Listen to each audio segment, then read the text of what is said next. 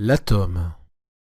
Quand on observe un échantillon d'or grossi 9 millions de fois, on observe qu'il est constitué d'atomes. Le mot atome vient du grec atomos, qui signifie insécable, qui ne peut pas être coupé. Mais contrairement à ce que suggère son étymologie, un atome est lui-même constitué de particules. Prenons l'exemple d'un atome de carbone pour décrire sa structure. Un atome est composé d'un noyau entouré d'électrons en mouvement désordonné qui constitue le nuage électronique. Un atome est donc constitué d'un noyau et d'électrons. Commençons par détailler la composition du noyau. Le noyau est constitué de particules appelées nucléons. Il existe deux sortes de nucléons, les protons et les neutrons. L'écriture conventionnelle d'un noyau est notée X, A, Z. Celle-ci fait apparaître le symbole de l'atome X. Le nombre de protons Z, appelé aussi numéro atomique, est placé en bas à gauche du symbole. Grand A désigne le nombre de protons plus le nombre de neutrons, c'est-à-dire le nombre de nucléons. Il est placé en haut à gauche du symbole. Ainsi, le noyau de l'atome de carbone, que nous avons considéré, possède 6 protons et 8 neutrons, soit 14 nucléons. L'écriture conventionnelle du noyau est donc C6, 14. Étudions maintenant l'atome dans son ensemble. Cet atome de carbone possède 6 protons et autant d'électrons. Ceci est vrai quel que soit l'atome. Un atome contient autant d'électrons que de protons. Un électron porte une charge élémentaire négative, moins E. Le proton, quant à lui, porte une charge élémentaire positive, plus E. E est appelée charge élémentaire, car c'est la plus petite charge que l'on puisse rencontrer, et sa valeur est de 1,6 fois 10 puissance moins 19 coulombs. Le neutron, quant à lui, n'est pas chargé. Ainsi, puisqu'un atome contient autant de protons que d'électrons, l'atome est électriquement neutre. Les masses Mp d'un proton et Mn d'un neutron sont très voisines. En comparaison, la masse d'un électron, quant à elle, est beaucoup plus faible.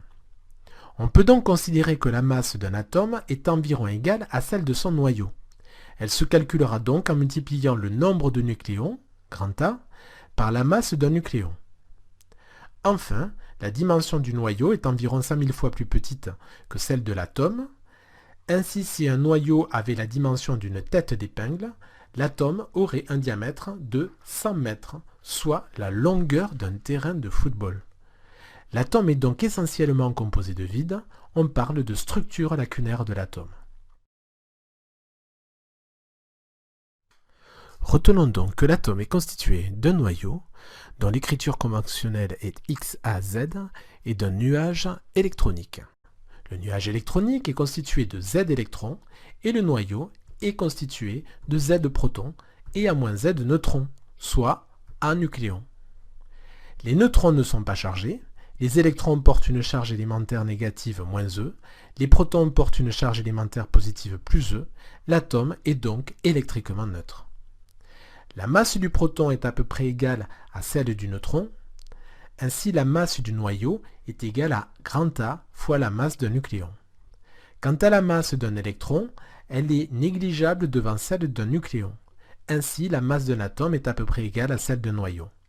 Enfin, l'atome est essentiellement constitué de vide. On parle de structure lacunaire. Réalisons maintenant un petit test de 3 questions. Mettez en pause lorsque le symbole suivant s'affiche pour prendre le temps de répondre. Question 1. Choisir la ou les bonnes réponses.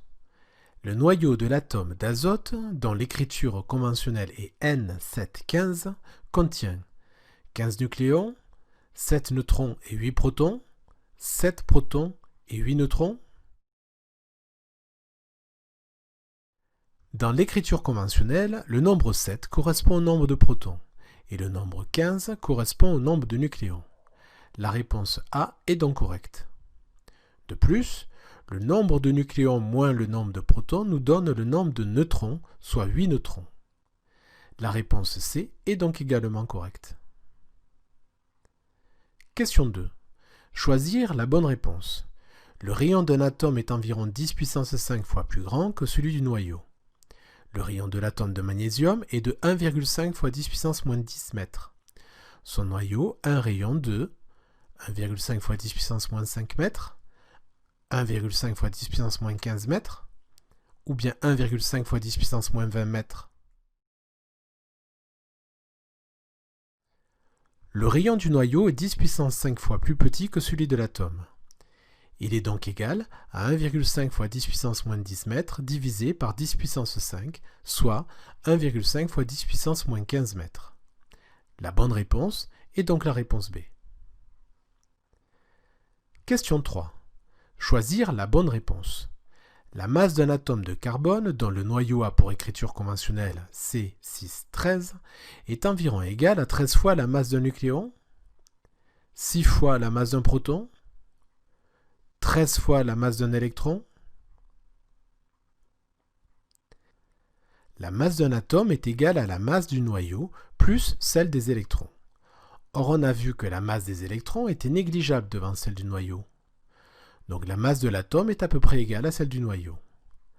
D'après l'écriture conventionnelle, l'atome de carbone C613 contient 13 nucléons. Sa masse est donc égale à 13 fois la masse d'un nucléon. La réponse A est donc correcte.